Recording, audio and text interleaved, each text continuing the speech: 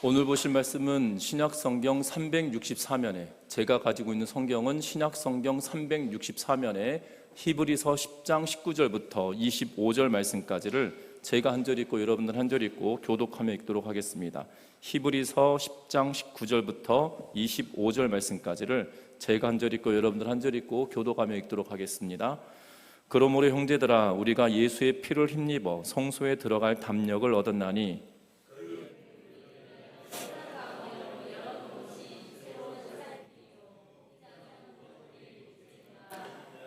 또 하나님의 집 다스리는 큰 제사장이 계심에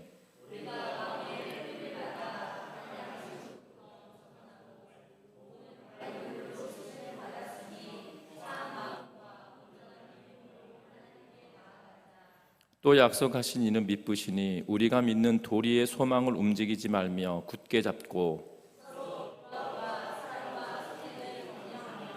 함께 읽습니다. 모이기를 패하는 어떤 사람들의 습관과 같이 하지 말고 오직 권하여 그날이 가까움을 볼수록 더욱 그리하자. 아멘. 우리 서로 인사 나누고 말씀 나누겠습니다. 사랑하고 축복합니다. 선교 역사 가운데 놀라운 하나님의 능력이 나타난 일들을 기록하는 일들은 종종 등장하곤 합니다. 특별히 1900년도에 중국에서 있었던 일인데요.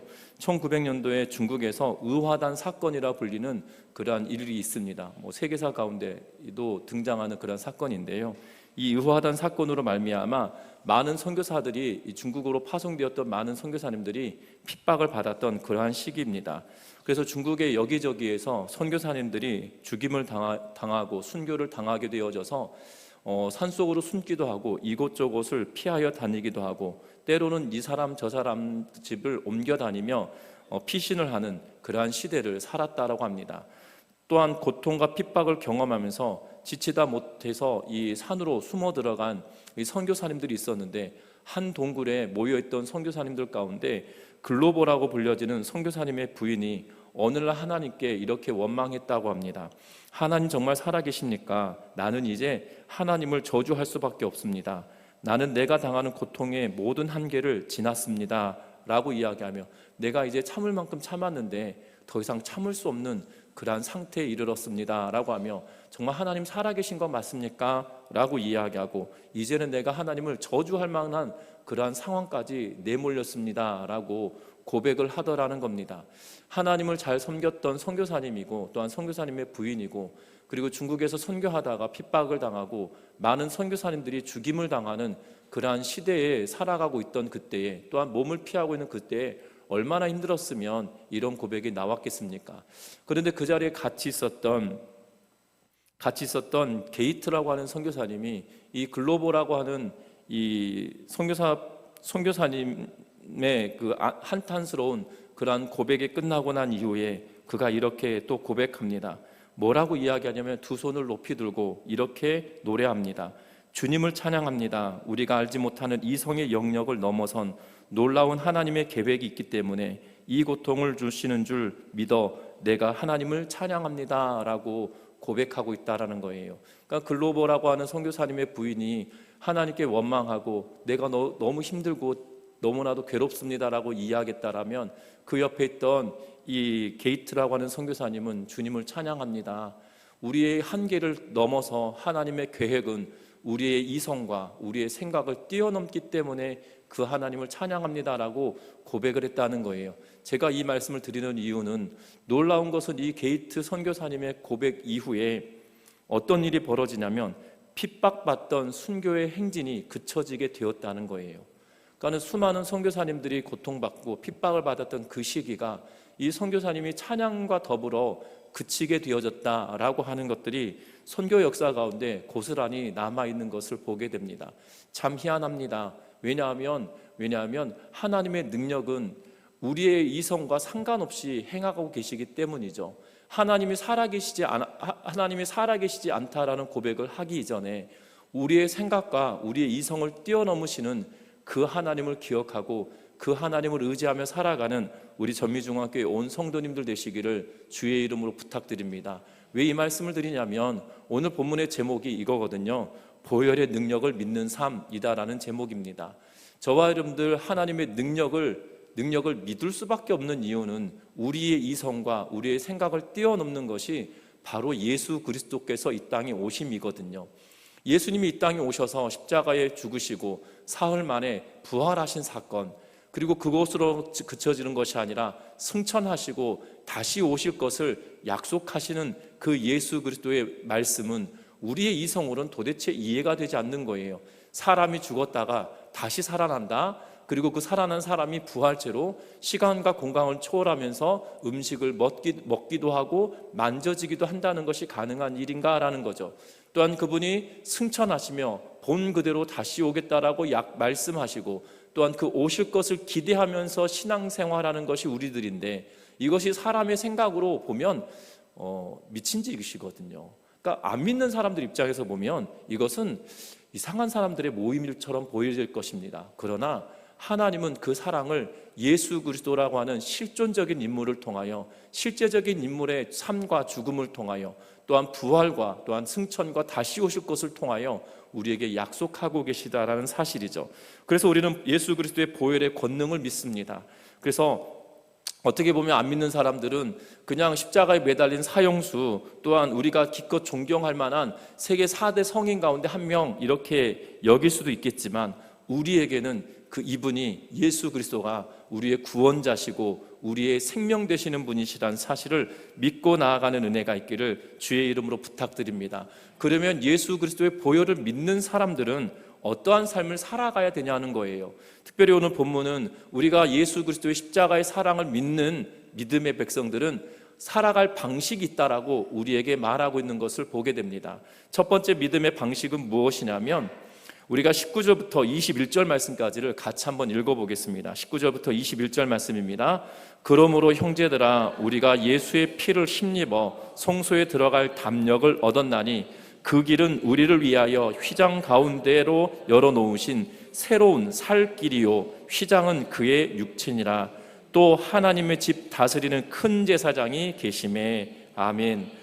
오늘 본문의 내용을 통해서 보면 19절부터 21절 말씀까지에 뭐라고 이야기하고 있냐면, 우리가 예수의 피를 힘입어 성소에 들어갈 담력을 얻었나니 라고 이야기하면서, 성소에 들어갈 담력을 얻었는데 그것은 구약의 대제사장과 예수 그리스도를 비유하면서 8장 1절부터 시작하여서 우리가 이 19절 앞에 10장 18절 말씀까지를 계속 비교하면서 이야기했거든요.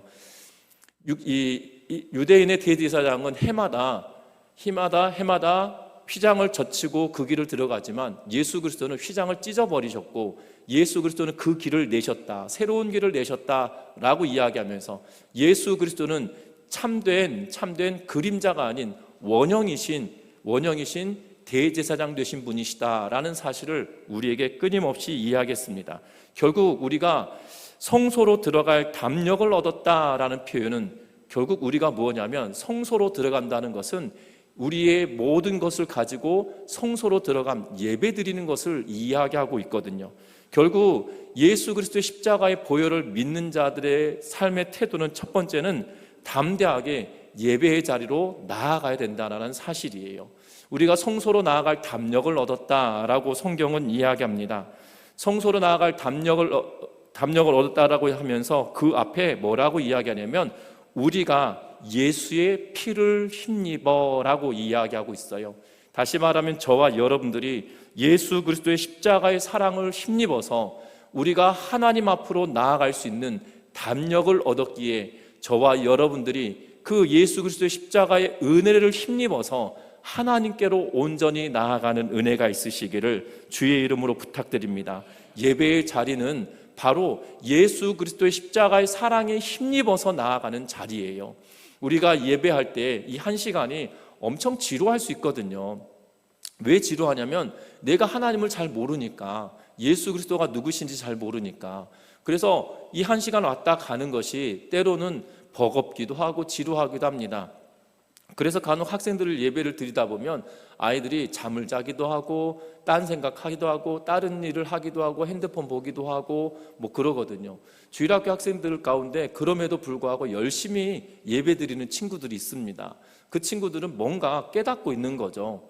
그런데 분명한 것은 깨달음이 없으면, 예수 그리스도의 십자가를 경험하지 못하고 예수 그리스도를 믿지 않으면, 내 마음속에 예수 그리스도를 믿지 않으면 예배를 드림이 버겁고 힘겹고 그리고 지루하고 따분하기 그지없는 그러한 시간처럼 여겨집니다. 우리가 1시간 동안 노래 교실을 한다 그러면 1시간은 훌쩍 지나가거든요. 그러면서 돌아가면서 이럴 겁니다. 벌써 1시간이 됐어? 이럴 텐데, 예배 드리고 나가면서 벌써 예배 시간이 1시간이나 지났어? 이런 분을 제가 눈 씻고 봐도, 제가 이 30년 가까이 교회 사역을 했는데요, 한 번도 본 적이 없어요. 한 번도 본 적이 없거든요. 벌써 1시간이 지났어? 그런데 간혹 외부에서 찬양 사역자분들이 오셔가지고 막 찬양을 하고, 그리고 때로는 외부에서 이렇게 부흥 강사 목사님들이 오셔가지고 설교를 하고 가시면 1시간이 벌써 1시간, 벌써 2시간 이렇게 표현을 하시는데, 정규 예배 시간에 담임 목사님 설교를 듣고 예배를 드린 동안에 벌써 1시간 지나서 하신 분은 한 번도 본 적이 없어요. 여러분들 주변에 본 적 있으시면 제가 상을 하나 드릴게요. 다음 주에 초콜릿이라도 하나 드리겠습니다만, 한 번도 본 적이 없거든요. 예수 믿는 이들도 이래요. 왜냐하면 우리가 이 땅의 삶을 살아가면서 이 땅의 힘든 삶을 우리가 경험하고 살아가기 때문에 하나님의 사랑을 기억해내고 하나님의 사랑을 다시 한번 생각해낸다는 것이 힘든 일이기 때문이에요. 여러분들 그렇지 않습니까? 내 몸에 이 가시가 하나 박히더라도 가시가 빠지기 전까지는 정말 다른 데 신경 쓰고 싶은 생각이 없어요. 심지어 내가 사랑하는 자녀들이 와서 부모에게 안긴다 하더라도 이 아픈 자리를 건드리면 막 갑자기 악 이러면서 자녀에게 화 아닌 화를 내기도 하죠. 그런 것들을 보게 됩니다. 신경 쓸 여력이 없는 거예요. 이 땅의 삶이 고달프고 힘들고 때로는 내가 감당하기 힘든 그러한 어려움의 문제들이 우리에게 닥쳐오기 때문입니다. 그런데 성경은 뭐라고 이야기하냐면, 예수 그리스도의 피를 힘입어 성소에 들어갈 우리가 담력을 얻었다, 담대함을 얻었다라고 이야기합니다. 그러하기 이 예배 시간에 모여질 때마다 저와 여러분들이 예수 그리스도의 십자가의 사랑을 다시 한번 되새겨내는 은혜가 있기를 주의 이름으로 부탁합니다. 이 십자가의 은혜를 회복시키지 않으면 예배 드리는 자체가 기쁨이 되지 않아요. 예배 드리는 것이 즐겁지가 않고요, 이 예배하는 것이 감격 있지 않아요. 여러분들 그래서 예배 시간에 오셔서 여러 가지 성도들과 교제하는 것도 참 중요한 일인데요, 가장 먼저 와서 할 일은, 하나님, 내가 주 앞에 왔습니다. 내가 하나님을 만나기 위해서 왔는데 세상 살아가는 동안에 내가 힘들었고 지치고 때로는 상처 입었고, 또한 내가 감당하지 못할 어려움의 문제가 나에게 와서, 또한 때로는 건강의 문제가 나에게 와서 내가 하나님을 찾지 못했던 때가 참으로 많았는데, 하나님 그럼에도 불구하고 주의 전에 나왔사오니 이 부족한 자를 그리스도의 십자가의 보혈로 다시 한번 정결케 하여 주십시오. 예수 그리스도의 십자가의 사랑이 다시 한번 되살아나게 하여 주십시오라고 기도하며 예배하는 우리 전미중학교의 성도님들 되시기를 주의 이름으로 부탁드립니다. 우리는 세상 사람들도 그렇습니다. 중요한 일이 있으면요, 중요한 일이 있는데 갑자기 손님이 찾아왔다 그러면 잠깐만 기다려봐, 내가 중요한 일 먼저 하고 라고 이야기하면서 양해를 구합니다. 그런데 우리는 교회 공동체 안에 들어와서 제일 먼저 들어올 때 사람들 마음을 상하게 하지 않기 위해서 하나님께 이렇게 기도하는 것을 잊어버려요. 그리고 기도하지 않고 예배를 시작할 때가 있는 것들을 보게 됩니다. 우리 성도 여러분들, 예수 그리스도의 십자가의 은혜 아니면 담대하게 예배의 자리에 나아갈 때 힘이 되지 않고요, 능력이 되지 않습니다. 예배는 우리에게 버거운 일밖에 되지 않아요. 마치 숙제를 하는 것과 같은, 초등학생들이 숙제하는 거 되게 싫어하잖아요. 저도 어렸을 때 숙제가 없었으면 좋겠었어요. 그런데 저 어렸을 때는 왜 이렇게 숙제를 많이 내줬는지, 차라리 지금 학생들은 숙제가 거의 없는 것 같아요. 제 아이들 집에 와서 숙제 뭐 있냐 물어보면 없는데요, 이 말이 일주일에 5번은 있는 것 같아요. 그러니까 거의 없는 거예요, 숙제가. 그러니까 학교에서 다 모든 것들 활동을 하고 학원에만 가더라도 숙제가 많다라는 생각들이 있어서 있는지 모르겠지만, 학교에서 숙제를 내주는 일들이 생각처럼 많지 않더라고요. 그러니까 가물에 콩나듯이 숙제를 내주는 것을 보게 되는데, 그래서 이제 학교 다닐 맛이 있는 것 같아요, 지금은. 아이들은 싫을 수도 있겠지만, 근데 저희 어렸을 때는 그렇게 숙제를 많이 내줬어요. 제가 제일 싫어했던 숙제 중에 하나가 뭐냐면, 왜 영어 선생님들은 단어를 외우고 시험을 치면 좋겠는데 꼭 일명 깜지라고 불리는 것을 왜 써오라고 그랬는지, 깜지를 쓴다고 해서 영어 단어가 외워지는 것도 아닌데 꼭 그 깜지 모르시죠? 우리 먹지 있잖아요. 먹지 이렇게 못해서 쓰면 먹지처럼 영어 단어를 조그맣게 글씨를 써서 연습장에다가 빽빽하게 채워라고 하면서 그런 숙제를 내주셨어요. 그러면 마치 그 먹지와 같다라고 해서 우리는 까만색 종이라고 해서 깜지 이렇게 은어처럼 썼던 때가 있었거든요. 앞뒤로 그것을 왜 쓰라고 하셨는지, 머리에 새기라고 하셔야지 종이에 쓰라고 하시니, 이것이 쓰면서 막 화가 나가지고 영어 단어를 외우는 게 아니라 영어 단어를 미워하게 되죠. 그러면서 점점 영어가 내 인생에서부터 점점 멀어지기 시작하는데요. 여러분도 그렇습니다. 숙제처럼 우리가 예배드릴 때가 있어요. 마치 밀려놓은 숙제처럼 할 때가 있는데요, 아니라는 겁니다. 예배는 축제와 같은 그러한 시간이 되어져야 돼요. 왜냐하면 담력을 얻었다는 거죠. 들어갈 수 없는 공간에 들어갈 일이 생겼다는 거예요. 여러분도 그렇지 않겠습니까? 옛날 어른들이 꼭 그런 곳 있잖아요. 저기 꼭 가지 마라 라고 하면 꼭 가고 싶은 거, 그런 곳이 있는데 지금 하나님께서 회막을 만드시고 여기는 제사장이 들어가고 여기는 제사장도 못 들어가고 대제사장만 들어갈 수 있는 공간이야 라고 했다라면 얼마나 거룩해 보이고 반드시 저기를 한번 꼭 보고 말이라고 하는 그러한 생각이 들까요? 그런데 예수님께서 죽으심으로 그 휘장을 열어제치고 아예 찢어버리시고 그곳으로 들어갈 수 있는 새로운 길을 주셨다는 거예요. 온 사람들이 들어갈 수 없는 그 궁금한 장소에 들어갈 수 있도록 우리에게 담대함을 주셨다고 하는데 얼마나 기쁘고 얼마나 즐겁겠어요. 그러면서 20절에 뭐라고 이야기하냐면 새로운 살 길이요 라고 하면서 우리에게 말해주고 있는 것들을 보게 됩니다.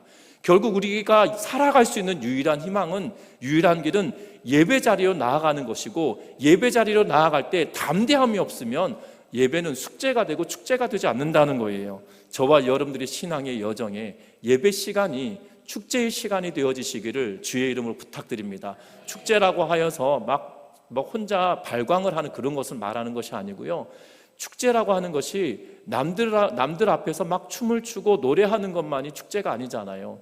내 안에 경험할 수 없는, 그 다른 누구가 경험할 수 없는 기쁨을 누리는 것, 그것이 축제가 아니겠습니까? 저와 여러분들이 정말 그 경험을 누리는 우리 모든 성도님들 되시기를 주의 이름으로 부탁드립니다.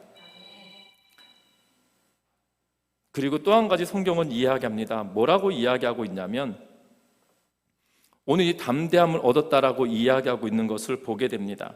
그런데 여러분들, 이 담대함을 가지고 나아갈 때 어떻게 나아가라고 이야기하냐면 22절 말씀 같이 한번 읽어봅니다. 22절의 말씀입니다.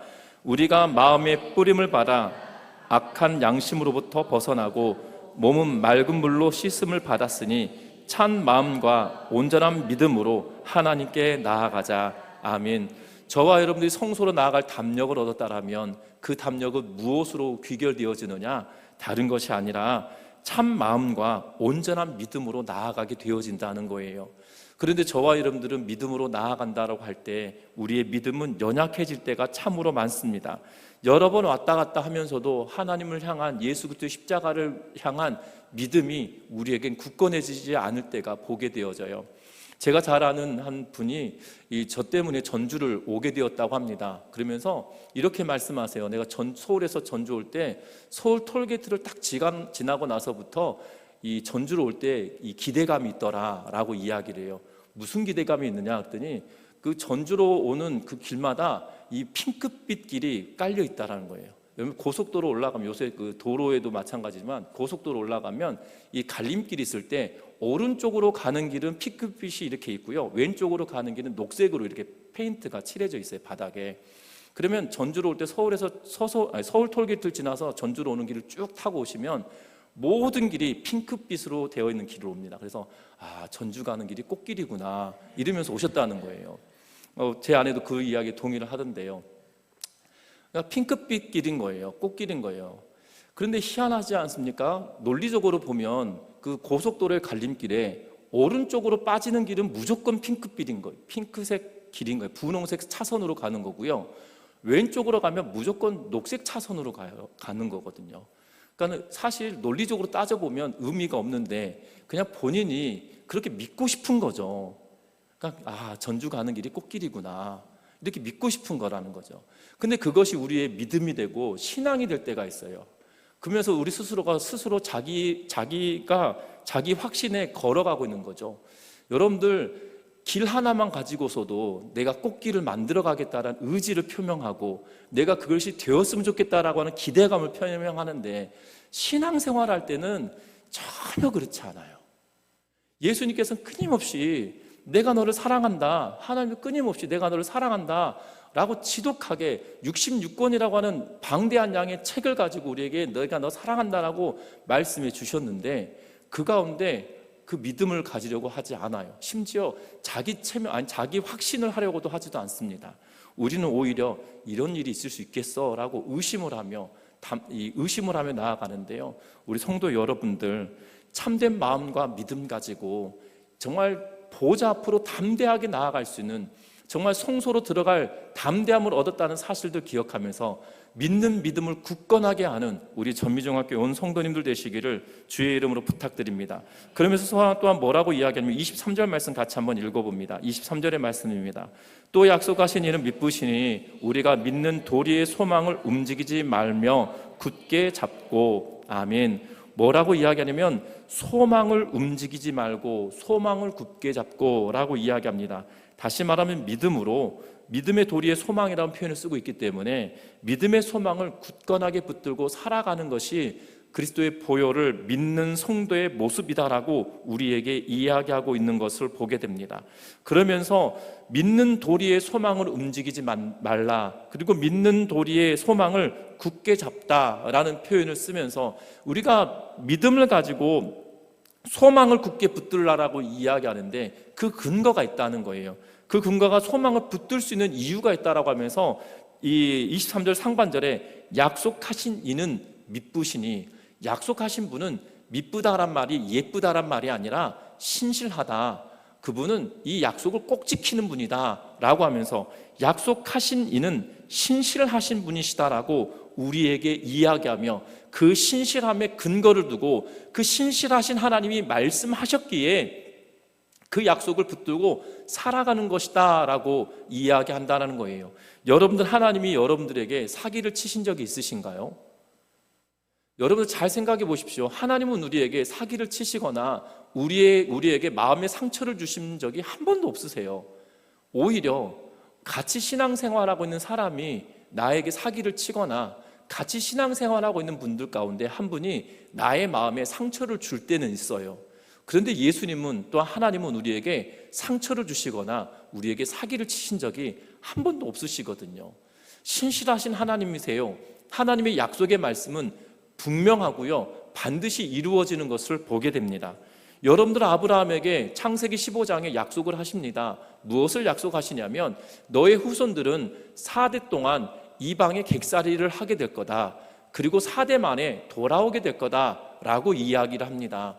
여러분들, 그러면서 4대 만에 돌아오게 될 때 많은 부를 가지고 나올 거다라고 약속도 해주시죠.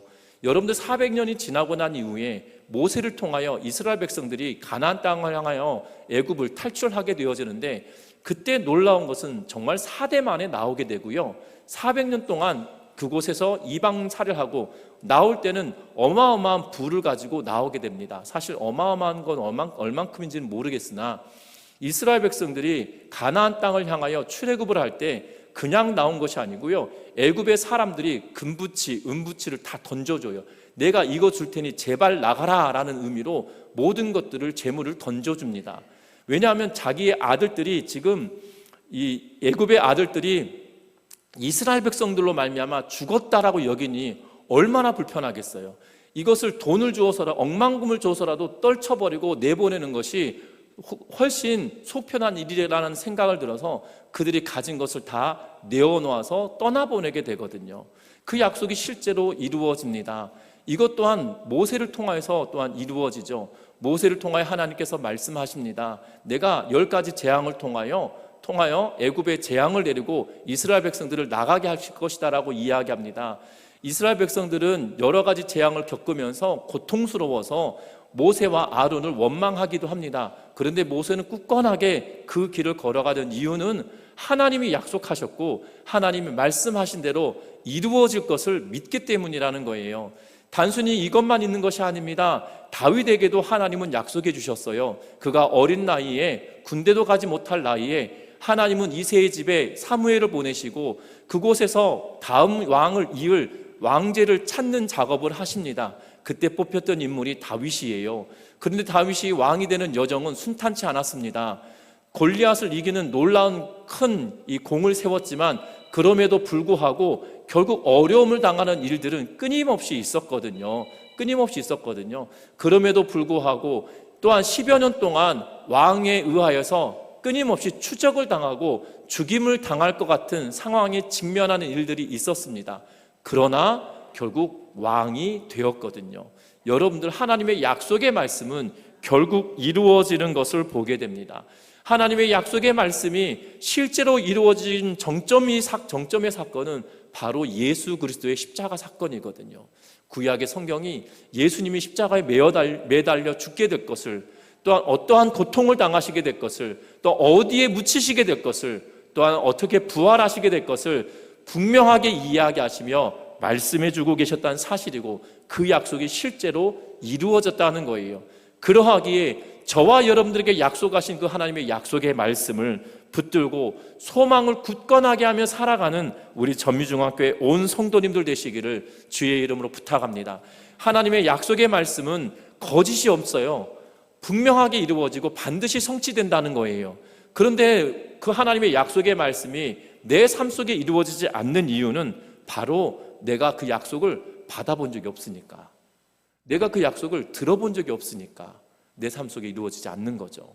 여러분들 그 약속의 말씀이 성경을 읽어가면서, 때로는 목회자들의 설교를 통해서, 또한 때로는 성도들의 교제를 통해서 하나님을 더욱더 만나고 약속을 만나는 은혜가 있기를 주의 이름으로 부탁드립니다.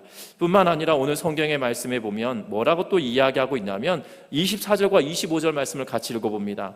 서로 돌아보아 사랑과 선행을 격려하며 모이기를 패하는 어떤 사람들의 습관과 같이 하지 말고 오직 권하여 그날이 가까움을 볼수록 더욱 그리하자. 아멘.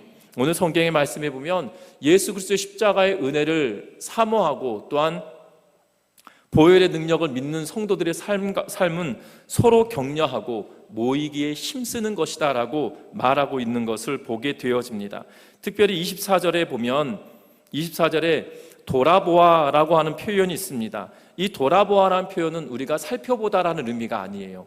원문은 어떤 의미를 가지고 있냐면 자극하다, 도발하다, 흥분시키다, 이런 의미를 가지고 있어요.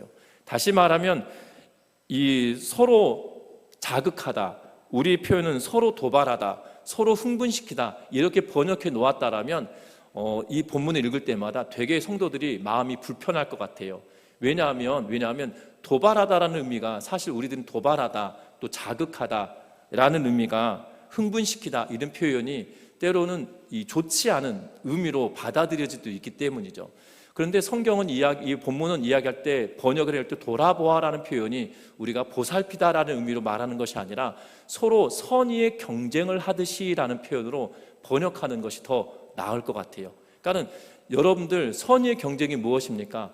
열심히 노력하여서 좋은 결과를 얻기 위해서 서로 선한 경쟁을 하는 거잖아요.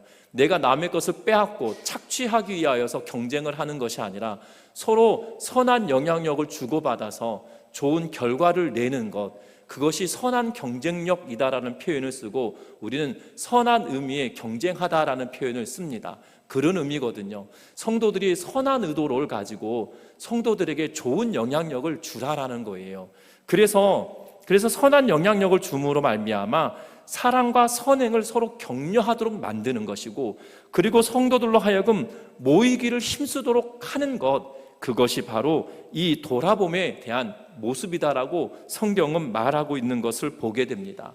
우리 성도 여러분들, 모이는 것이 즐거우신가요? 이 예배 시간이 모여지는 것이 기쁘신가요? 이 시간이 기쁨의 시간이 되시기를, 또한 감사의 시간이 되시기를, 즐거움의 시간이 되시기를 주의 이름으로 부탁드립니다. 왜냐하면 십자가의 보혈의 능력을 경험한 자들의 특징이고 그러한 삶을 사는 성도들의 모습이기 때문이에요. 그래서 교회에 이렇게 모여서 예배하는 이유는 이 시간을 그냥 따분하게 보내는 시간이 아니고요. 오늘 같이 모이는 성도들 가운데 은혜를 경험하여서 한 주간 동안 이런 삶을 살아감으로 저분은 한 주간 동안 저런 일이 있었대, 나도 이런 일로 인해서 하나님의 은혜를 더욱더 경험했으면 좋겠어 라고 선한 영향력을 받는 그러한 시간이 되시기를 주의 이름으로 부탁드립니다.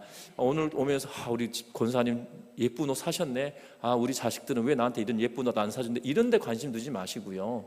이게 관심이 아니에요. 어떤 관심을 두셔야 되냐면, 저분은 이번 한 주간 동안 기도의 응답을 받았대. 왜 하나님은 나한테 기도의 응답을 안 해주실까? 어떤 식으로 했기 때문에 응답을 받았을까? 어떤 식으로 한 게 아니고요, 순전한 마음으로 기도하고 때가 되었기 때문에 주시는 거겠죠. 분명한 것은 그런 은혜를 사모하고 체험을 사모하고 간증을 사모하여서 서로 선한 영향력을 주고받는 은혜가 있기를 주의 이름으로 부탁드립니다. 그래서 모이기를 힘쓸 수 있는, 모이는 것이 즐거워지고 모이는 것이 기뻐지는 은혜가 있기를 주의 이름으로 부탁드려요. 말씀을 맺으려고 합니다. 예수 그리스도의 보혈의 능력을 믿는 우리들은 결국 거룩하게 예배하는 자리에 담대하게 나와야 된다는 거예요. 그런데 예배 자리로 나올 때 그냥 나오는 것이 아니라 믿음의 소망을 품고 이곳으로 나와야 된다는 거죠. 약속의 말씀이 있기에 그 말씀을 붙들고 우리가 이 자리에 나와야 될 뿐만 아니라 성도들이 서로 선한 영향력을 줌으로 인하여 이 자리에 모여지는 것이 기쁜 일이 될 수 있도록 보혈의 능력을 힘입는 우리 성도들 되셔서 우리 전미중학교에 모일 때마다 항상 기쁨이 넘치고 감사가 넘치는 우리 교회가 되기를 주의 이름으로 부탁드립니다. 그래서 세상 속에서도 믿음의 소망을 품고 굳건하게 살아가는 은혜가, 그리고 이 땅의 삶을 살아가면서도 버거운 인생이지만 그럼에도 불구하고 나를 위해서 기도해주고 나와 함께 신앙생활하는 이들로 말미암아 선한 영향력을 받아서 서로 격려해주고 또한 새로운 힘을 얻어낼 수 있는 우리 모두가 되어서 신앙생활에 새로운 기쁨과 즐거움을 누리는 우리 모든 성도님들 되시기를 주의 이름으로 부탁드립니다. 찬양하시겠습니다.